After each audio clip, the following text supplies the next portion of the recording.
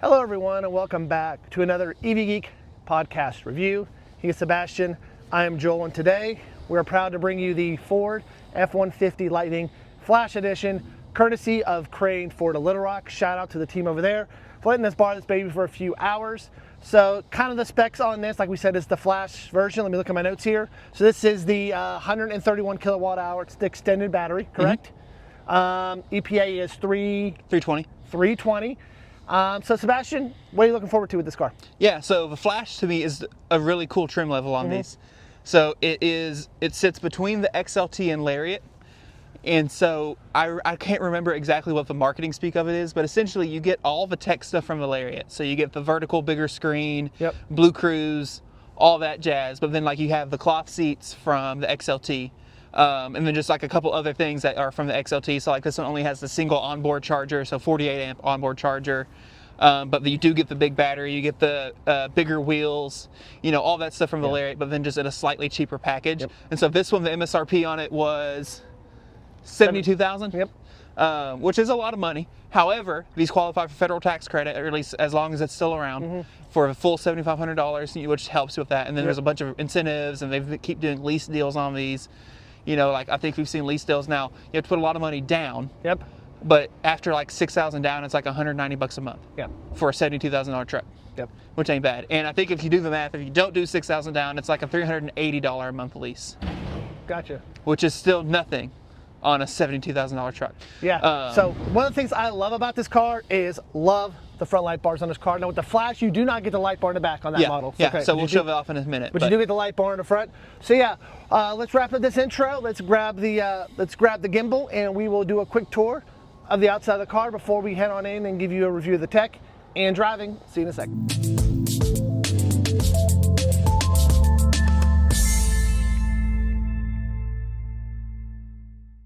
All right, Sebastian, let's give us a quick tour of the outside of this Ford F-150 Lightning Flash Edition. Yeah, so this one is white, and this is just a flat white, Oxford white. I think it still looks good in this off-white or flat white. You can also get the metallic white if you really wanted to. So this being the Flash Edition, like we kind of mentioned, you get the wheels that are also found on the Lariat. These are the slightly bigger. I believe these are 20-inch wheels. I think the base ones come with 18. Anyway, sorry, got distracted easily. You get on this as well, you have all the like zone lighting stuff, which we'll talk about on the inside, where you can kind of light up the sides of a vehicle, which is pretty sweet. Up front here, front driver's side, you have a CCS port. So CCS, this vehicle can charge on Tesla superchargers, and Ford EV support plug-in charge on superchargers as well. So you can, with the adapter, just plug in, start charging immediately. Or you can use the app, and then you can have like membership pricing or whatever else. But still, awesome to see it. Ford was the first to come onto the supercharger network, kind of first to commit to NACS, all that stuff. So really cool to see it.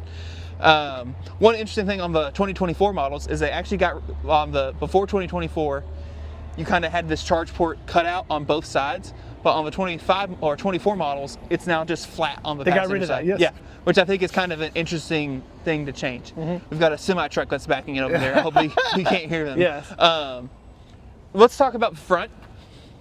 So we mentioned a light bar. I love the F-150 Lightning. I'm like a self-professed Lightning lover. He's a Lightning geek, because it just looks like an F-150. It's not trying super hard to show you that it's EV. You wouldn't know it's a Lightning, except for a light like bar. You mentioned, you have this light bar, and then you've got your fake grille. And when you pop the hood, you have a gigantic engine under here. Just kidding. You have an awesome frunk. Like huge, and you've got some under frunk storage with an EVSE in here. You've got 20 amp circuits, so you have 2.4 kilowatts of power you can export out of a front trunk, and these are 4 outlets, and these are actually 20 amp outlets as well. So like you could put one device on it. And you got USB and USB-C. And USB-A, USB-C. All that's great. You've got lights up here. This is one of the best frunks we've seen on a pickup truck. Best frunk you'll see, yes. You know, I don't know. I think this is technically bigger than like what you find on Silverado or Hummer. But Hummer and Silverado don't get you all these power outlets and lights and all that. And this is power, so you just hit the button and close. We'll walk around here real quick so you can kind of see. There's that smooth panel we were talking about before that you can use to kind of differentiate between a 23 or a 22 and then a 24 F-150. Again, flash trim level. The flash. You get 360 cameras on the flash, which is a huge plus. And we'll come around to the back. One of the other things that kind of is different from the flash is so on the XLT you don't get a light bar. On the Lariat you do. Yep. So on the flash you do not get the light bar across the back, which you wish it had the light bar. I wish it had the light bar. I don't mind the look without. Yep. Cool little flash logo down there. Yep. Or no, that's actually just your lightning. That's they do that lightning on all logo. of them. Oh, Yep. cool. I did not know that. I learned something new today. Look at that. See. Look at that. Power tailgate. Awesome. I didn't actually know the flash had that. Already has the bed liner in as well. Has a spray-in bed liner, which I'm sure is actually still optional because I believe it's optional even all the way up to the Platinum. But like seeing it, you get your 7.2 kilowatt of, or the rest of your Pro Power on here. Pro Power on board is what they call it. So you have 2 more banks of 120 outlets. And so these are actually 20 amps each. So you can do 20 amps here and 20 amps here. Or you can do 240 volt 30 amp from the top. Wow. So you have a lot of stuff with these things. Up to 9.6 kilowatts of exportable energy just from the ports. And the Lightning supports vehicle to home. Yes. So if you use the Ford Charge Station Pro and you have it wired to your house with the inverters and stuff, you can actually plug your truck in, and anytime there's a loss of power, it will automatically kick on the truck and start exporting power. It's a pretty nice, seamless kind of process, which is really cool. I love seeing vehicle to home stuff. You also get, of course, Ford's. Yeah, show everyone what this does here. You get Ford's tailgate step where you pull that out, you pop this up, pop that up, and now you have. Now you're king of the world. King of the world. You can get up in the truck bed, no problem. And when you're done, pretty clearly labeled 1, 2, 3. And you've got a ruler for measuring stuff. You've got tie down clamps or for like ratchet straps, bungee cords, or bottle openers. You've got places where you can like clamp a piece of wood to it. Like all of this is, it's what an F-150 is for. It's what a work truck should be, or just a truck. It's what an F-150 is. Yes. See, power down. Does it power up? It does. It does. Look at that. So that's something you don't get on the XLT. Nope. So there's another flash difference. Yep. I love this thing, man. I love the Lightning. The Lightning is it's a really good Sebastian package. wants the Lightning, as you can tell. So, all right, so we're gonna head on inside where it's nice and toasty and warm. We're gonna do a quick review of the tech features. So before that, let's check out the back seat. Yeah, let's look at the back seat. Which, it's a truck, so you will have plenty of room. Oh yeah, so that's one thing, man. These full-size trucks are huge. So first things first, you've got your seats. So this is, we'll kind of peek at it a little bit. The Lariats have leather, the XLTs have cloth. This has the cloth seats from the XLT. We both like it. That's fine with me. I got little kids. And I like the texture, like it feels good. You can, in the back seat, you can lift up, and you can now have a big flat storage area, which is nice. You got some storage in down there too. And you have a little pocket down there, right? And then you pull the tab. There you go. Cool. Hop up. You do have running boards on this one. Get in. And I mean, I drove it here. So yes, I'm 6 foot tall. plenty of room. Plenty of room here. It's not an issue. Yeah. And you don't sit like super vertical like you do in a lot of trucks. Like it's a good seating position. You also can come in here. You've got USB ports down here. You've got a 120 volt outlet and a 12 volt outlet. Cup holders, all that standard issue. No glass roof on this one. Yep. And cup holder on the door. Bottle holder down here on the door. You got all the drinks in the world. Yep. Getting out's easy as well. Now we're gonna head on inside and give you a tech review and our driving review of this Ford F-150 Lightning Flash, courtesy of Crain Ford of Little Rock. All right, we're excited to be inside this car, not because it has some cool tech, but because it's also 25 degrees outside right now. Yeah, so. the screen is lying. It's because it's parked in the sun. Yes. It's not 37 outside. It's a solid 20. Solid 20, yes. Yeah. All right, we digress. All right, Sebastian, run us through kind of an overview of the interior features of this car. Yeah, so this, like we mentioned before, the flash trim, you get kind of the Lariat in platinum screen versus the XLT and Pro's widescreen. You have still the cloth seats. You also get your wireless phone charger down here at the bottom, and this is one that's in a pretty decent spot. It's not going to slide around, move around a whole lot. As you can see, we had it works. So we had it plugged in, charging something for us. Yep. Giant cup holders. You also have up here on the dash 12 volt outlet. God, so much power outlets. And on a this 20 thing. amp, 120 volt. which is awesome. And I'm assuming this is for like if put a cell phone or something. Yeah, you can just stick something there. You can also fold the shifter down. Why would you want to fold the shifter down, Sebastian? Flip this forward. Yep. And you've got a nice little work surface you can put a computer on, write on, eat lunch on, whatever. You just pop it forward. You also, again, so much space, so much storage. Pop it open, and you have one of the biggest center consoles we've ever seen. So with 2 USB-C ports way down at the bottom. With 2 USB-C ports. But you have a pass to throw cables through it, which is nice. And a little tray that moves and a little back tray and forth. you can move around as well. Gotcha. Also talking about storage too, you get kind of like the dual glove box. You have the one on top here, and you also have your standard glove box as well. So let's talk about the radio. Yep. So this is very similar to the Lightning we've had before of a Platinum, and it's similar to Mach-E. You have kind of your basic stuff you would expect. So radio, phone, navigation, media, wireless Apple CarPlay and Android Auto, which is good. And these cars do native route planning in both of those respectively. So you can do native route planning on Apple CarPlay with Apple Maps and native route planning with Google Maps on Android Auto. And when you're using Google Maps on Android Auto and it does native route planning, it will actually tell the truck to precondition the battery, which is super cool because you don't see that a whole lot where you have third-party maps and actually controlling the vehicle. Super cool. You can also use route planning in the built-in navigation. We can't show it to you because this car is not active. No, this car only has, what, 50 miles on it, if that? And it doesn't have any, like, it's not in demo mode or anything, so it just has nothing. Yep. It comes up and tells you we need to sign into an account, which is whatever. But it does route plan built in, and it works pretty well. You have your charging screen like you have in the other Ford EVs that we've kind of talked about before, where you can come in here and you can set a one-time max charge limit, as well as set up your charging locations, and then set a charge rate or charge, for if I'm at home, I want to charge to 80%. If I'm at work, I want to charge to whatever percent. You kind of do all that based on where you're at. You also have your departure modes for departure charging, as well as setting like preconditioning at certain times. Let's come back in. It just turned the heat up on us. Nice. Trips is all expected. This is where you can kind of do some setup for your backup power. So if you have your Charge Station Pro, you can set up stuff like, I want to let it off-board power until the truck's at 10% or whatever, which is all super nice to see. We just recently did an interview with Ben Westby, and this is how he charges. This is how he powers his home from his F-150. Yeah, so he's actually not using the Charge Station Pro. He's just using the outlets. Outlets in the back, yes, so yes. He hooks up to the 240 volt and uses it like that. Yep. You also have on this one, you have the onboard scale. So this one is, once it comes up, it will come up and give you a disclaimer, like this is not for like actual official use. Yeah. But when you start loading, it tells you what the payload is in the back of the truck. And so as you put stuff in the truck, this will go up and tell you how many pounds you have until you reach the limit, which is nice.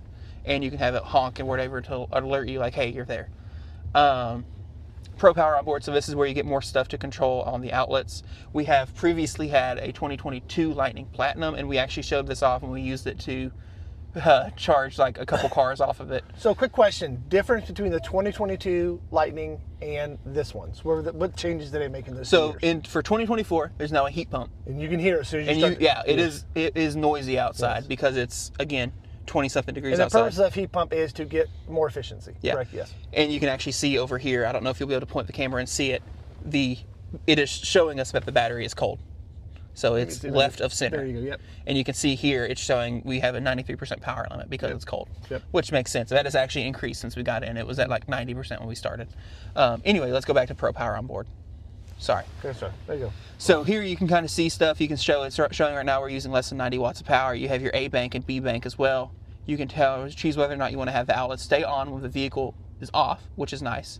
And then this is where you set up your reserve. So how low do you want it to run the battery down before it turns off the outlets? And you can go down. It was set to 0. You saw that, right? Okay. I'm just making sure I'm not crazy because now it won't go less than 10. Anyway, and you can do a ground fault test, which is all standard stuff. Pretty cool though.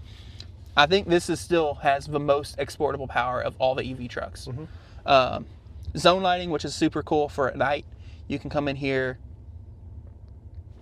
turn it on, and then you can turn on spotlights, so you can turn on lights on the front. Yeah. If you're out camping and stuff, you want some lights on, turn it on. If you're doing work around the truck at night, you can turn on like side lights, you can turn on the lights on the rear. You do all this stuff to kind of like illuminate around the vehicle, and then you have this, which will just turn them all on, which is nice. You can even choose, like, do you want it to override auto lamps, and do you want to include your reverse lights, which is neat stuff. Yep. Towing, so this has all the cool Ford towing stuff. You can see here we actually have the Pro trailers where you can use this to kind of back end of a trailer, and if you want to move left, twist this left, it'll automatically steer the truck to go left, turn right. All that is super cool. And it gives you stuff like checklists for hooking up a trailer, stuff you need, as well as, is there anything cool in settings? Trailer light check, sway control. These vehicles also, when you hook up a trailer, it will automatically recalculate your range. Okay.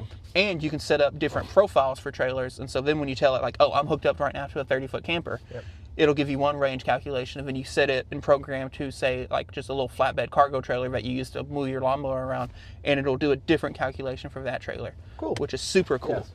And it remembers and learns. Yes. You also get some smart hitch stuff, so this is where, again, you can use it to help you hook up a trailer. And I believe it will even help you like back into the trailer hitch, which is super cool. That is cool.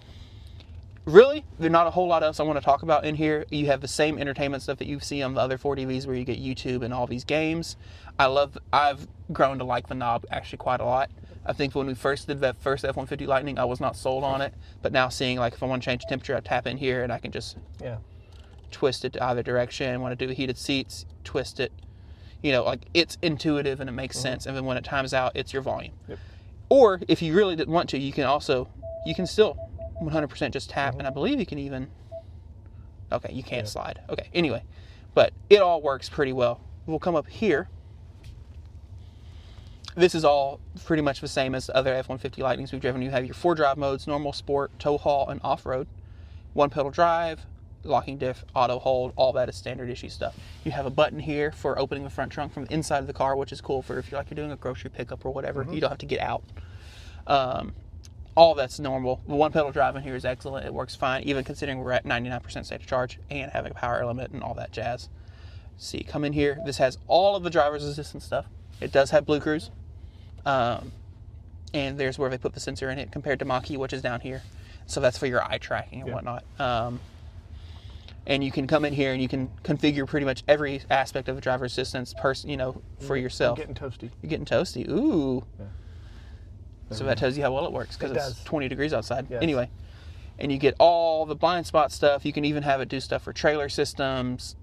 Excellent, generally excellent vehicles. And like the 4DVs you expect, tons of settings here as well. See, does this one do... I do not see the key menu like we had. Was it under general, maybe? No. Yeah, so I'm not seeing the My Key stuff that we saw on the Mach-E. So maybe... this does have the door keypad code too. So yeah. And so you can set the code and do all that. Yep. But yeah, so that might be... I think you have to have the Lariat before you can get into phone as a key and all that. So that is one differentiating factor. You do, of course, get over-the-air software updates in these vehicles. Currently says nothing's available. I don't know when the last time I checked was, however, because again, we're not registered. We don't technically have data or anything like that. You have 360-degree cameras on the flash, and that's what they look like. And you have a bunch of options for it. So you've got your backup, or actually that's our front camera pulled up right now, and you can hit this little zoom button. You can kind of focus in on individual corners. I kind of wish it took up a little bit more of the screen. Yep. Maybe did some, I don't know if they would, I don't know how else it would do it though, so I guess this is honestly fine. Since it is a vertical screen. Right. Yeah. But you can also use these to kind of switch around your camera views. You can then turn, if you don't want 360 but you want your parking sensors, you can do it from here. This changes your front view and kind of gives you less of a warped image, which is cool. You can also see down, there's a camera for the truck bed, which is nice for if you have stuff tied up or, whatever. Here's where you add cameras for trailer cams. Here's your rear view and then your parking sensors, hitch view, and down the sides. Tons of views, really nice, especially considering this is a really big truck. Yep. It's not Hummer EV size, but this is still a big truck. Okay, it's a full-size truck. Let's talk, I'll hold the camera if you want. Swap him over so you can show you over there the... Let's talk about the driver instrument cluster, because I actually really like the one here on the Lightning. So when you come back on the steering wheel, you have your driver's assistance controls and then the buttons for here. And so we're going to zoom in. And right now you can see we're just on like a trip meter. You can come up here to calm screen, which blanks everything out. You've got this trip, tire pressures, pitch and roll, power distribution between the front and rear motors, configure from my view, and a driver's assistance view. So all of that's standard issue, nice stuff. You can also come in here, menu, and switch around. The gimbal moved on me, sorry. Truck info, you can like come in here and see, it'll even show you like seat belts for people in the car. All of this is super cool. I really like too on here, you've got your range here in the middle, and when you have navigation set, it actually comes up and tells you what your range will be when you get there. And I'm very impressed that it adapts the range to the outside temperature of what you're doing. Because yeah, I don't even think the Model Y does that. Yeah, so, this is EPA rated 320, but when we got in at 100%, it knew it was cold and said 258. Yep. And that's where you can also see it gives you a numerical value for power limit as well, which is really nice, 99 or 93%. You also get battery temperature gauges, which is awesome if you're someone doing like a long road trip. You've done a lot of DC's fast charge settings or sessions in the middle of the summer, and you plug in a charger. Why is my charging sucking? Oh, it's battery's hot. Yeah. You also get motor temperature, which is nice. The 2024s also add, which the other Lightnings previously did not have, you can actually see what speed you're charging at now. It'll actually tell you in kilowatts what your charge rate is. And the Lightnings before this the did not have 2022 that we reviewed did not have and that. the 2023s do not either. But they added it for 2024, which good for them. Should have been there a long time ago.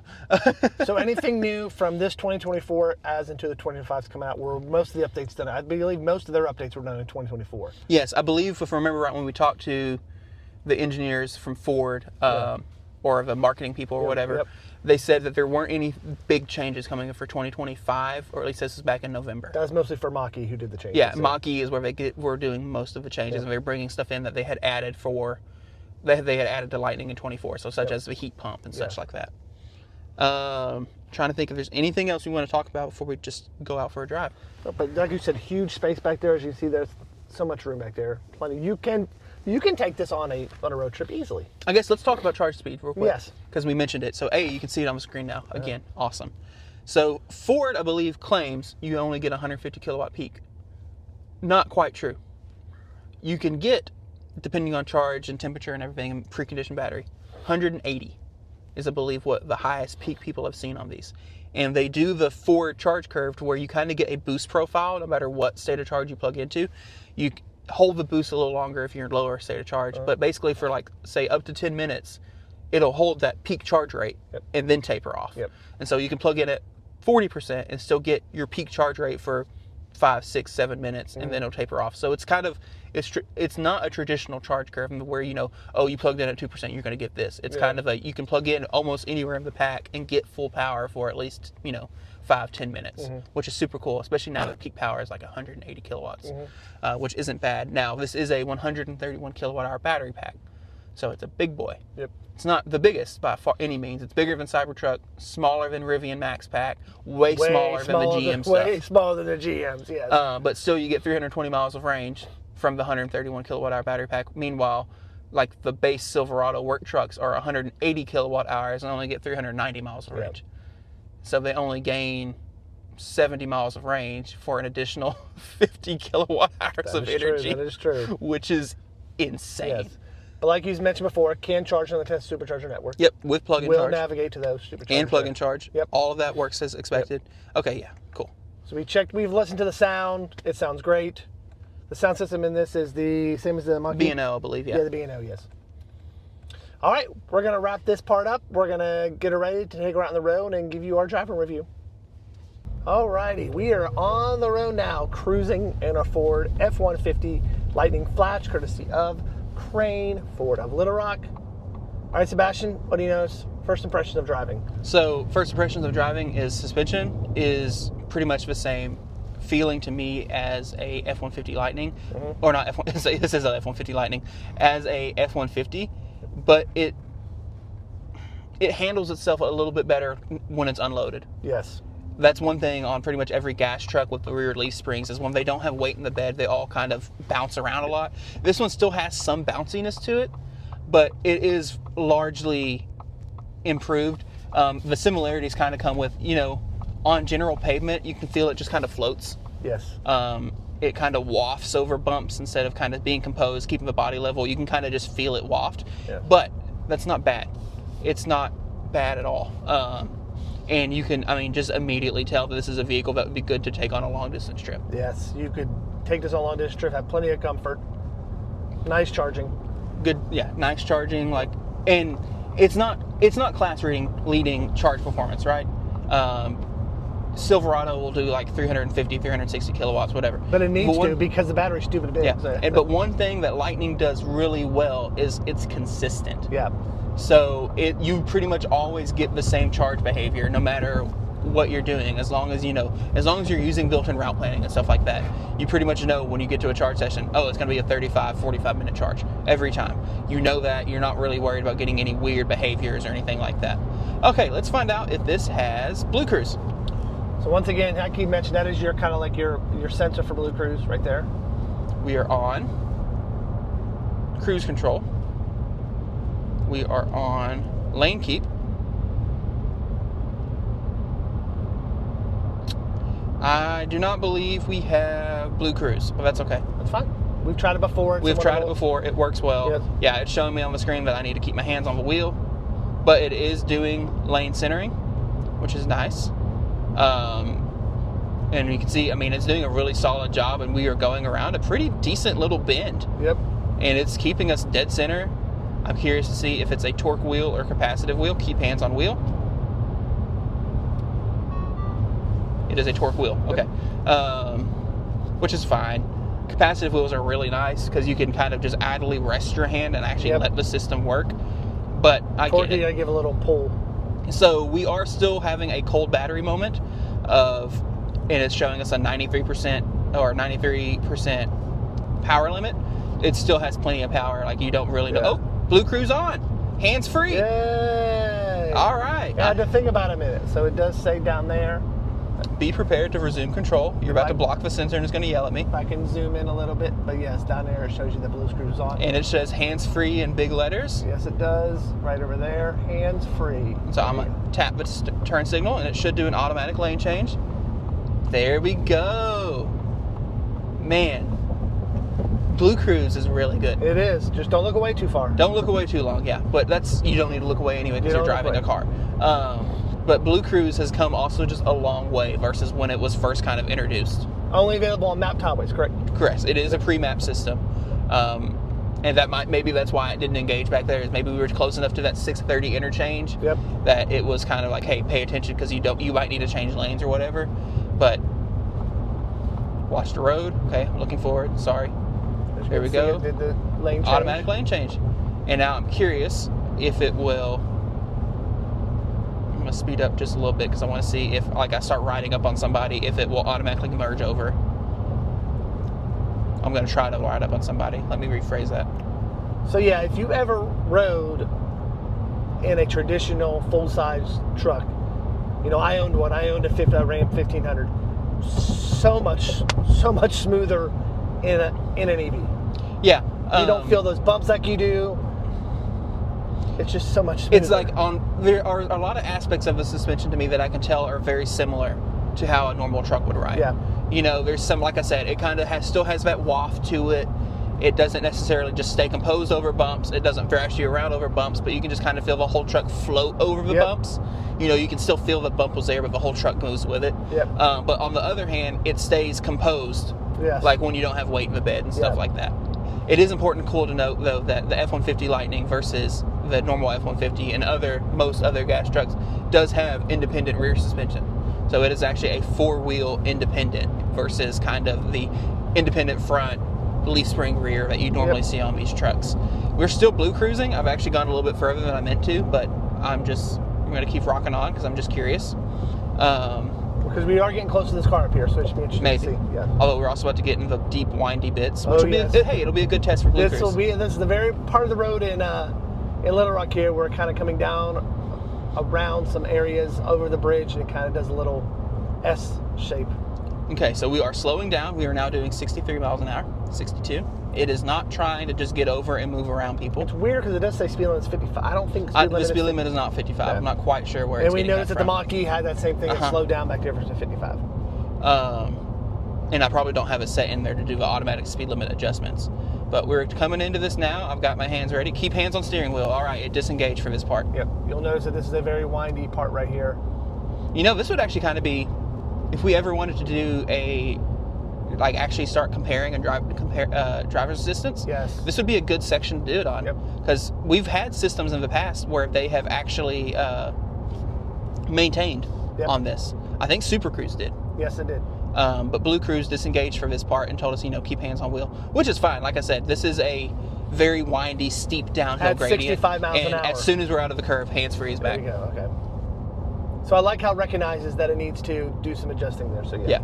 And I mean, it did a really good job of communicating that. And it's important to note, too, it wasn't hands-free, but it was still doing lane centering. And it still kept us in the lane just fine. It just wanted us to be ready to take over in case anything got squirrely, which is perfectly acceptable to me. So it does not appear to be wanting to do any actual automatic lane changes. And that could potentially be a setting that's not turned on. Driver's assistance. Lane keeping. See, I don't see it in here, so that might, there we go, wash the road. Well, he took his eyes off. It's away for a little long. Just long enough. Yeah, I don't see it either. That's okay. Yes. Because, I mean, it will do it if you just signal that you want to do it. And it does a really good job. It's not super aggressive with it or anything like that. So I'm indicating that I would like to get over. It does not seem to want to slow down. Got a car beside us. It's keeping the turn signal on. Not available. Okay. So it tried. So I'm going to actually back off a little bit. It does have the blind spot monitoring over there, which is standard, should be standard on all cars. Mm-hmm. And we're going to get over, and we're going to flip back around and go back the other way, back towards the dealership. So yeah, this thing is drives great. It has plenty of power on hand too. We drove it in sport mode for like 10 seconds, and it felt really good, obviously. But even just in the regular drive mode, it has plenty of get up and go, and that's with a power limit, which we are now at 98%. Yeah, so we've warmed the battery up a little bit, yes. We've warmed the battery up just a little bit. Tells you when you're regenning. And I like regen that. is good, and it gives you a good, clear indicator that you are regenning, or regenerating, whatever. And yeah, and one pedal feels good for this to be a big, full-size truck. This is a good use case for it. Big turn, you don't feel like you're getting thrown. That is one, it has a very pickup truck turn radius. Yep. It's not like Silverado or Silverado, Sierra, Hummer, where you get. All right, we're gonna go somewhere else. They get over. We're making and then they got over in the last second. Yep. Anyway, the Silverado, Sierra, Hummer have rear wheel steering, which do a lot to make those vehicles not feel as gigantic. Mm-hmm. This one does not have rear wheel steering. So this turn radius is similar to. And so it still has the F-150 full-size truck turn radius. However, that's fine. You're buying a full-size truck when you buy this vehicle. Mm-hmm. And so you kind of know what to expect. You know what you're getting into. Just for note, we've driven 10 miles here with the heat pump, and it's cold. We're at 1.7 miles per kilowatt hour. And honestly, which is weird because we just drove a Mach-E. That's where the Mach-E was. Yeah, and the Mach-E did not have a heat pump or anything. Nope. Same temperature, same driving loop, whatever. And it was averaging 1.9 kilowatt per hours or miles per kilowatt hour. And that showed, 168 miles at 85%. Yeah. So yes, the cold weather did not do that justice. And I believe this is actually rated for around, I think it's like 2 miles per kilowatt hour. Okay. It's kind of where they rate this on the EPA cycle. So we're right at there. So we're not too far down for it to be 20-something degrees outside. Yes. All right, we're going to wrap that up for right now. We're going to head on back to Crain Ford and give you our final thoughts.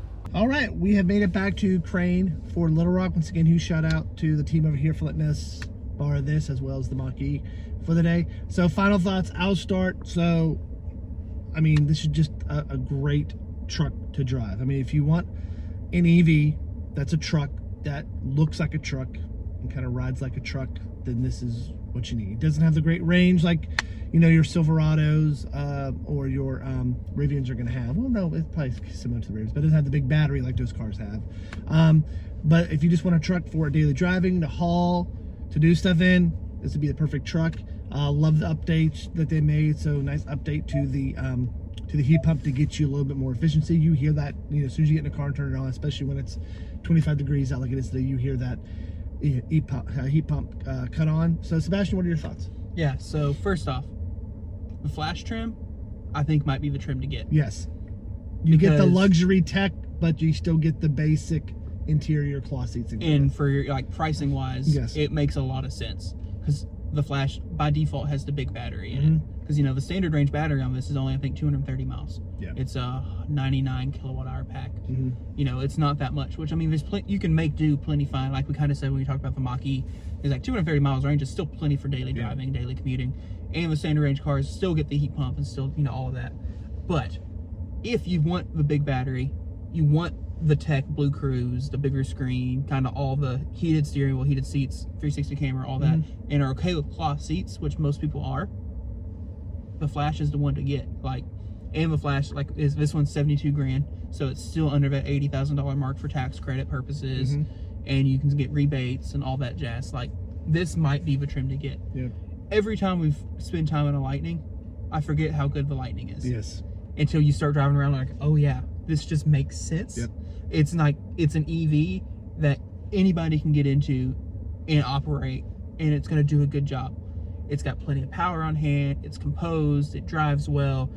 If you've driven an F-150 before, you've driven a Lightning before. Like, you can just get in and just drive the Lightning. And like, other than having a different powertrain, it's all familiar. You know, like, it just makes sense.